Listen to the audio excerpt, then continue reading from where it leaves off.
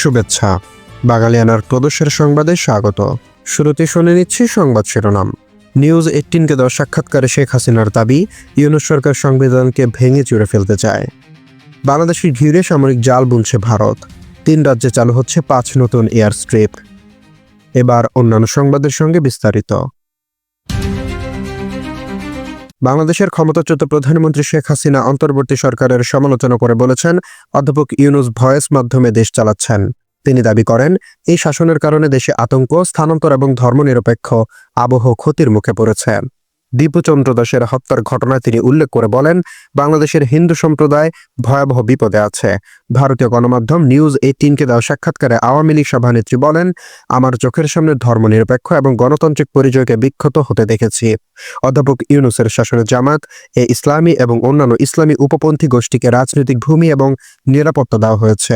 তিনি দাবি করেন, তার সরকার কখনো ভিন্ন মতের মানুষের উপর নিপীড়ন চলেনি। তবে বর্তমান সরকারের আমলে সাংবাদিকদের কারাবরণ করতে হচ্ছে। শেখ হাসিনা অভিযোগ করেন, অধ্যাপক ইউনূস কখনই গণতান্ত্রিক বৈধতা ছিল না। একজন বাংলাদেশীও তাকে ভোট দিয়ে ক্ষমতায় আনেননি, বরং তিনি বারবার নির্বাচন পিছিয়েছেন এবং বাংলাদেশের সংবিধানকে নিজের এজেন্ডা অনুযায়ী ভেঙে চুরে ফেলার চেষ্টা করেছেন। তিনি বলেন, দেশের বৃহত্তম রাজনৈতিক দলকে নিষিদ্ধ করে বিশ্বাসযোগ্য নির্বাচন আয়োজন করা সম্ভব নয়। তার অভিযোগ, 120 এমপি সহ তার দলের 1,52,000-এরও বেশি সদস্য কারাগারে আছেন। তাদের প্রয়োজনীয় স্থান, চিকিৎসা এবং খাবার দেওয়া হচ্ছে না। এর মধ্যে 9,000-এর বেশি মানুষের বিরুদ্ধে কোনো মামলাই নেই। ভারতের কেন্দ্র সরকার পশ্চিমবঙ্গ, আসাম ও ত্রিপুরার দ্বিতীয় বিশ্বযুদ্ধের সময়কার কয়েকটি পরিত্যক্ত এয়ার স্ট্রিপ পুনরুজ্জীবিত করার পরিকল্পনা নিয়েছে। সূত্র জানিয়েছে, বাংলাদেশ সীমান্তবর্তী রাজ্যগুলোতে আঞ্চলিক যোগাযোগ বাড়ানোর লক্ষ্যেই এই উদ্যোগ নেওয়া হচ্ছে। ভারতীয় সংবাদ মাধ্যম টাইমস অফ ইন্ডিয়ার খবরে বলা হয়েছে, বিশ্লেষকেরা ধারণা করছেন, মূলত শিলিগুড়ি, চিকেন নেকের নিরাপত্তা আরও বাড়াতেই এমন উদ্যোগ নেওয়া হচ্ছে।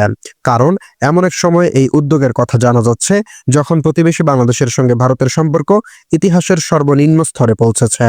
যে এয়ারস্ট্রিপগুলিকে সংস্কার করা হবে সেগুলো হলো জলপাইগুড়ির আমবাড়ি ও পাঙ্গা, দক্ষিণ দিনাজপুরের বালুরঘাট, মালদহের ঝালঝালিয়া এবং আসামের ধুবড়ি।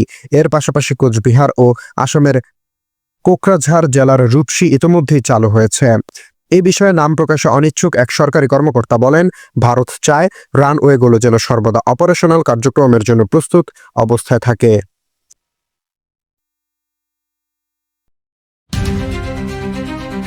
ইরানে চলমান বিক্ষোভে নিরাপত্তা বাহিনীর সদস্য সহ প্রায় 2,000 মানুষ নিহত হয়েছেন। আজ মঙ্গলবার ইরানের এক সরকারি কর্মকর্তা এই তথ্য জানিয়েছেন।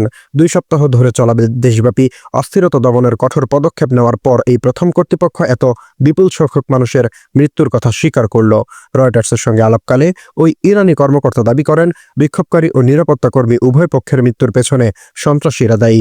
তবে নিহতদের মধ্যে কতজন সাধারণ মানুষ আর কতজন নিরাপত্তা বাহিনীর সদস্য, সেই বিষয়ে ওই কর্মকর্তা কোনো সুনির্দিষ্ট তথ্য দেননি।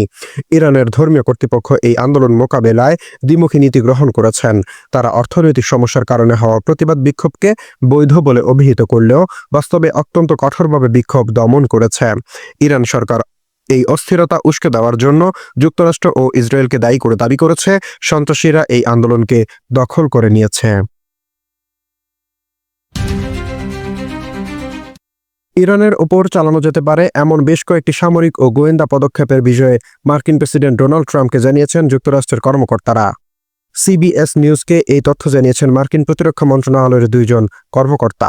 সূত্রগুলো বলছে, সম্ভাব্য মার্কিন পদক্ষেপের ক্ষেত্রে দূরপাল্লার ক্ষেপণাস্ত্র হামলা এখনো একটি বিকল্প হিসেবে রয়েছে। তবে পেন্টাগন কর্মকর্তারা সাইবার অভিযান ও মনস্তাত্ত্বিক চাপ তৈরির জন্য প্রচারণার বিষয়ে প্রস্তাব দিয়েছেন। 12 জানুয়ারি সোমবার ট্রাম্প ঘোষণা করেছেন, ইরানের সঙ্গে বাণিজ্যিক সম্পর্ক থাকা দেশগুলোর পণ্যের উপর 25% শুল্ক আরোপ করা হবে। এরই মধ্যে মানবাধিকার সংস্থাগুলো বলেছে, গত 3 সপ্তাহে সরকার বিরোধী বিক্ষোভে 600-এরও বেশি মানুষ নিহত হয়েছেন।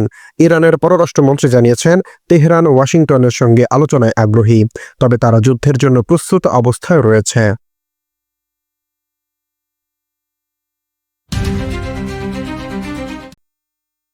চুয়াডাঙ্গার জীবননগরে সেনা অভিযানে আটকের পর বিএনপি নেতার মৃত্যুর ঘটনায় সেখানকার ক্যাম্প কমান্ডার সহ সব সেনা সদস্যকে প্রত্যাহার করা হয়েছে। এই ঘটনায় তদন্ত কমিটি গঠন করা হয়েছে। 13 জানুয়ারি মঙ্গলবার আন্তঃবাহিনী গণসংযোগ পরিদপ্তরের পাঠানো এক সংবাদ বিজ্ঞপ্তিতে এসব তথ্য জানানো হয়েছে। বিজ্ঞপ্তিতে বলা হয়, ঘটনাটি অনাকাঙ্ক্ষিত, দুঃখজনক ও কোনোভাবেই গ্রহণযোগ্য নয়। ইতোমধ্যে ওই ক্যাম্প কমান্ডার ও অভিযানে অংশগ্রহণকারী সব সেনা সদস্যকে সেনানিবাসে প্রত্যাহার করা হয়েছে। সঠিক কারণ উদ্ঘাটনের জন্য একটি উচ্চপদস্থ তদন্ত কমিটি গঠন করা হয়েছে। তদন্তে দোষী সাব্যস্ত ব্যক্তিদের বিরুদ্ধে সেনা আইন অনুযায়ী যথাযথ আইনানুগ ব্যবস্থা নেওয়া হবে।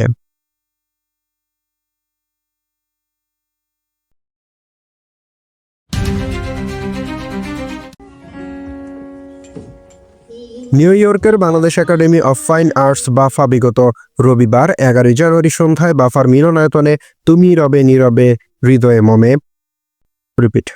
আবার পড়ছে। নিউ ইয়র্কের Bangladesh Academy of Fine Arts BAFA বিগত রবিবার 11 জানুয়ারি সন্ধ্যা বাফার মিলনায়তনে তুমি রবে নীরবে হৃদয়ে মম শীর্ষক অনুষ্ঠান আয়োজন করে। শিল্পীর জীবন ও কর্মকাণ্ডের উপর আলোকপাত করে বক্তব্য দেন দুর্রে মাখনুন নবনী, সাগর লোহানী, AKM আসাদ সরকার, ক্রিস্টিনা রোজারিও, কায়সার কামাল, শরীফ হোসেন এবং কেসি মং। জীবন বাজি রেখে বলি ভয় করি না ওদের, যারা ছিনিমিনি খেলে আমার সাথে। অনুষ্ঠানে সঙ্গীত পরিবেশনায় অংশগ্রহণ করেন শাহরিয়ার তৈমুর, AFM স্পন্দন, তাহমিনা শহীদ, ম্যারিস্টেলা আহমেদ, শ্যামলী, বুলা আফরোজ এবং শহীদ উদ্দিন। মতলুব আলীর রচনা থেকে পাঠ করেন গোলাম মুস্তফা ও ক্লারা রোজারিও। প্রয়াত শিল্পী মতলুব আলীর কিছু লেখা সংরক্ষণ করার প্রতিশ্রুতি ব্যক্ত করেন Bangladesh Academy of Fine arts buffer পরিচালক ফরিদা ইয়াসমিন।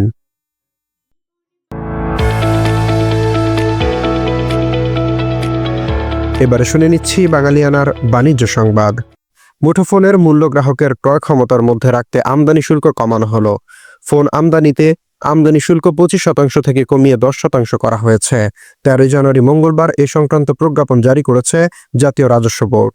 এতে মুঠোফোন আমদানি প্রযোজ্য বিদ্যমান আমদানি শুল্ক 60% কমানো হলো। আমদানি শুল্ক কমানোর ফলে মুঠোফোন সংযোজনকারী দেশীয় প্রতিষ্ঠান যাতে বিরূপ প্রতিক্রিয়ার মুখে না পড়ে, সেজন্য তাদের আমদানি করা উপকরণেও কর কমানো হয়েছে। আরেকটি প্রজ্ঞাপনের মধ্যে মুঠোফোনের সংযোজনকারী প্রতিষ্ঠানের উপকরণ আমদানিতে আমদানি শুল্ক 10% থেকে 5% করা হয়েছে। এর ফলে মুঠোফোন সংযোজনকারী প্রতিষ্ঠানের উপকরণ আমদানিতে প্রযোজ্য বিদ্যমান আমদানি শুল্ক 50% কমানো হলো।